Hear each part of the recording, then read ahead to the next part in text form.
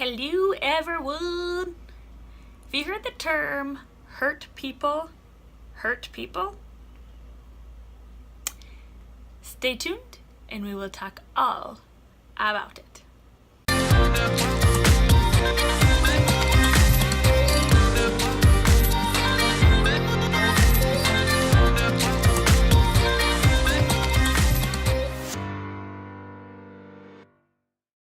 Alright guys, have you heard the term hurt people? Hurt people? Maybe, maybe not. Let's dissect it a little bit. So the term hurt people means that when we are feeling hurt ourselves, it is very easy to hurt other people because of that. So sometimes I like to call this like the dumping syndrome, right? So like, for example, so I'm at home and my husband yells at me because, let's go back. So my husband has let's go back. Okay. My husband's company lost a bunch of money. So his boss is angry and yells at my husband at work. So my husband comes home. He's got that loaded dump, if you will, that got dumped on him from his boss. And my husband comes home and he's hurt from being dumped on. And he walks in the door and he yells, "Why is the house such a mess all the time?" And dumps his load on me. And my daughter does something I don't like, and now I'm hurt because my husband hurt me. And I dump my load on her and yell at her for being naughty. And then my daughter's hurt and she runs around and she hits her brother and dumps her load on him. And he's won, so he just acts crazy and chaotic to dump his load. And he probably kicks the dog because he was hurt and he hurts the dog.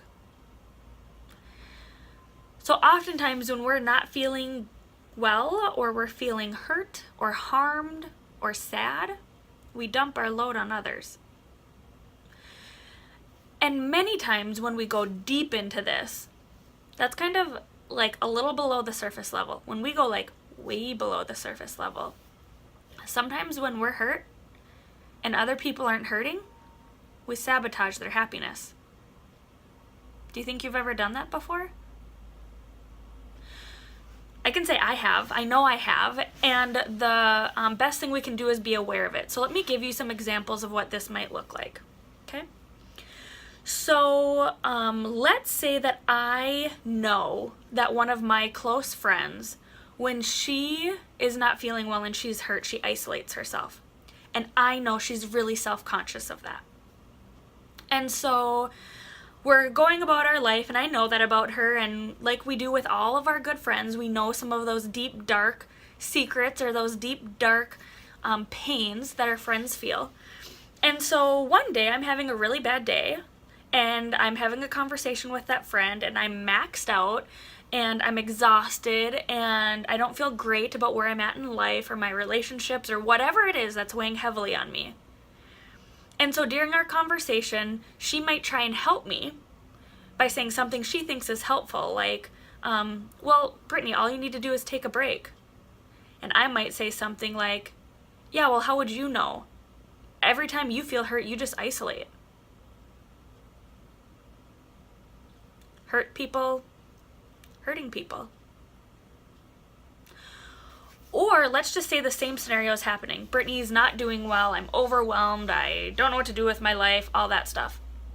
And I go to meet a friend for a coffee date, and she's doing really, really well. And she's telling me about this new book she's gonna write and how excited she is and how great it's gonna be. And I say, yeah, well, lots of people's books fail.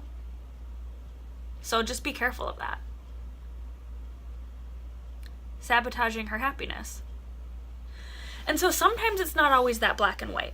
Sometimes we sabotage happiness in little, condescending, passive-aggressive ways. So maybe I would say to that friend in a passive, this would be my passive aggressive way of hurting her. Yeah, that book sounds really good. I'm not sure if I would read it, but the book sounds really good. Hurtful. And I'm hurting her because I'm hurting. So, what can we do about it? The first step is recognizing it. So when we have those icky feelings after we do something like that, a lot of times we can't pinpoint what it is. We say like, well, I'm just in a funk, or I don't really know what's going on with me. I just don't feel right. Or really sitting down and pinpointing, am I doing that right now? Am I hurting somebody because I'm hurt? Am I sabotaging somebody's happiness because I'm not feeling well? Step 1, recognize it. Step 2, pull back a little bit. When you feel yourself in that icky, passive-aggressive, hurting, not feeling so good part of life, pull back a tiny bit. Find somebody that you can really confide in. So for example, the person I confide in all this stuff is my husband. He is like a rock to me.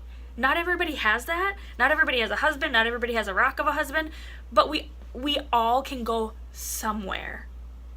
And if you don't have that person, check out my video. I will try to remember to put the little banner across up here.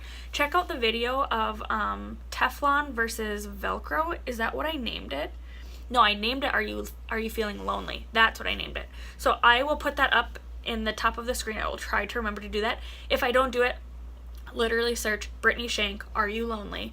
And you will see a video about how we attract those type of people, okay? But moving on. So you need to pull back during this step 2. Pull back, go to that person that you can say, dude, I am hurting people because I'm hurt right now. And call it out.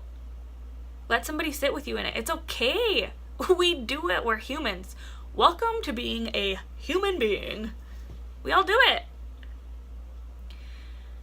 And the third piece is apologizing for it. Right? We're not apologizing for being human. Of course not. We don't need to apologize for being human. We are apologizing for taking it out and dumping our stuff on somebody when it wasn't their fault. If we stopped that dumping cycle that I talked about in the beginning, would the dog have been kicked? Maybe not. Likely not. At least not that day. Right? At least not that day. So apologize. There's nothing better in a true friendship than when somebody comes back around after the fact and says, you know what, I've been thinking. And the other day when we were together, I wasn't right to you. I said something and it's been sticking with me, and I kind of can't believe that I hurt you in that way. But I just want you to know that when I made that comment about you writing the book and I wasn't as excited as I should have been, it wasn't about you. It was about me. And so I'm sorry for doing that to you. That's how we fix it. And guess what? Next time, same thing. Because is it going to happen again? Probably. But the more we practice the step 1, 2, and 3 afterwards, the less it's going to happen. We're literally rewiring our brain to respond and think differently. So through time, through lots of time, we will get there. But for today, step 1, recognize it. Step 2, pull back, not isolate, pull back. Step 3, apologize. If you guys have any questions or suggestions, please post them below. Thank you for watching. I so much appreciate it. Bye, guys.